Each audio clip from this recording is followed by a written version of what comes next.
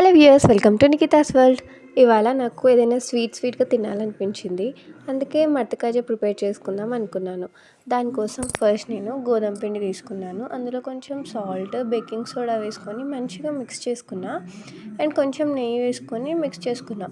అందులో కొద్దిగా water add చేసుకొని ఒక 1 మినిట్ 2 మినిట్స్ దాకా మంచిగా ఒత్తుకున్నాను. పిండి బాగా మెత్తబడ్డాక ఒక హాఫ్ అన్ అవర్ దాన్ని అలా పక్కన పెట్టేశాను.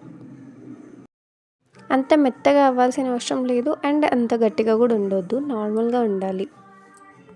నేను జస్ట్ ఈ వర్క్ చేసే టైంలోనే ఆదిత్య చూడండి నాకు ఇంకొక వర్క్ పెట్టేశాడు. మా అక్క వాళ్ళ ఇంట్లో పోయి మొత్తం కాటికంతా పూసుకున్నాడు. నాకు ఆల్రెడీ ఒక పని అంటే ఇంకొక పని వాడు క్రియేట్ చేసేసాడు. వాళ్ళ ఇంట్లో అంతా పాడు చేసేసి వచ్చేసాడు. ఇంకా నేను వాడికి మంచిగా క్లీన్ చేసి ఆయిల్తో వాడిని రెడీ చేసి మళ్ళీ చేసేంత వరకే హాఫ్ అన్ అవర్ అయిపోయింది.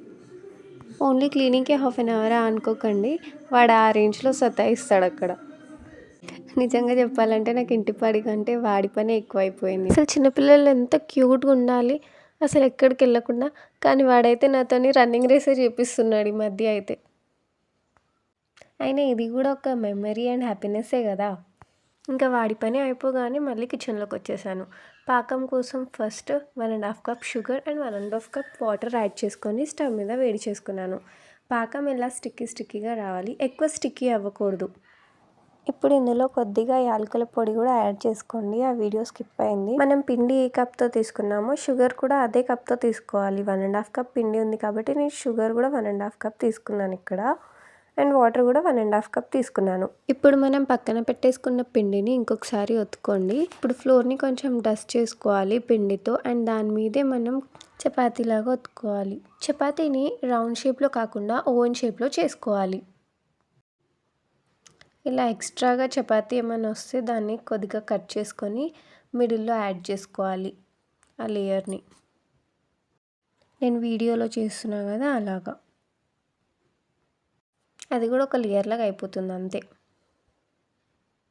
ఇప్పుడు దాని మీద కొద్దిగా పిండిని చల్లుకొని దాని మీదే మనం నెయ్యి అప్లై చేసుకోవాలి మంచిగా. యాక్చువల్లీ పెద్దగా చేసుకోవాలి, కాకపోతే నేనేమో చిన్నగానే చేశాను, నాకు కొంచెం ప్లేస్ సరిపోదు ఇక్కడ చేసుకోవడానికి. ఇప్పుడు దాన్ని రోల్ చేసుకోవాలి నీట్గా. ఇప్పుడు ఆ రోల్ ఎండింగ్లో లాస్ట్లో కొద్దిగా వాటర్ అప్లై చేసుకోవాలి, అప్పుడు అది మంచిగా స్టిక్ అవుతుంది. లేదంటే ఆయిల్లో వెళ్ళి ఆ రోల్స్ అన్నీ ఊడిపోతాయి అన్నమాట. ఇప్పుడు దాన్ని నీట్గా కట్ చేసుకోవాలి. చిన్నగా కట్ చేసుకున్నాను నేను అండ్ ఫింగర్తో ఇలా షేప్ చేసుకున్నాను. జస్ట్ ఇలా లైట్గా ప్రెస్ చేసుకుంటే చాలు, ఎక్కువ కూడా ప్రెస్ చేయొద్దు. ఇంకా అన్ని రోల్స్ని నేను ఇలా ప్రిపేర్ చేసుకున్నాను, రెడీ చేసుకున్నాను. ఇప్పుడు కడాయి హీట్ చేసుకొని దాంట్లో కొద్దిగా నెయ్యి హీట్ చేసుకోవాలి. దాంట్లోనే మనం ఆయిల్ యాడ్ చేసుకోవాలి. నేను నెయ్యి ఎక్కువ తినను, కాకపోతే అది వేడి చేసినప్పుడు వచ్చే స్మెల్ అంటే నాకు ఇష్టం. ఇక నేను ఒక వర్క్లో ఉంటే మా ఆదిత్య ఏమో బాటిల్స్ నింపుతున్నాడు.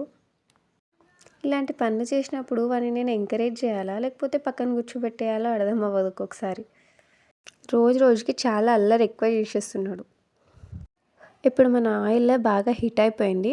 ఇప్పుడు దాంట్లో మనం రెడీ చేసి పెట్టుకున్న మడత కాజాలని వేసేయాలి. ఇవన్నీ మనం మీడియం ఫ్లేమ్లోనే వేయించుకోవాలి, అప్పుడే లోపల వరకు మంచిగా ఫ్రై అవుతాయి. అప్పుడే మనకు పిండి టేస్ట్ రాదు. కాస్త ఫ్రై అయినాక దాన్ని హై ఫ్లేమ్ చేయాలి, అప్పుడు గోల్డెన్ బ్రౌన్ కలర్లో అయిపోతాయి అవి. అలా అయిపోగానే మనం పాకం చాలా ఎక్కువగా చల్లారక ముందే కొంచెం లైట్గా వేడిగా ఉంటుంది కదా, అప్పుడే అందులో యాడ్ చేసుకోవాలి అన్నీ. అప్పుడే పాకం బాగా పట్టుకుంటుంది మడత కాజాలకు. అండ్ ఆ పాకంలో అవన్నీ ఎక్కువసేపు కూడా ఉంచొద్దు, ఓన్లీ ఒక 30 to 40 సెకండ్స్ ఉంచేసి తీసేయాలి అంతే. లేదంటే అవి చాలా మెత్తగా అయిపోతాయి గులాబ్ జామ్ లాగా. స్వీట్గా స్మెల్ అయితే మంచిగా వస్తుంది ఇప్పుడే. ఇవన్నీ సైడ్కి తీసుకున్న తర్వాత ఒక 10 మినిట్స్ అలా పక్కన పెట్టేసి తర్వాత తినాలి. అప్పుడే ఆ స్వీట్నెస్ మంచిగా పట్టి మనకి టేస్టీగా అనిపిస్తుంది, స్వీట్గా.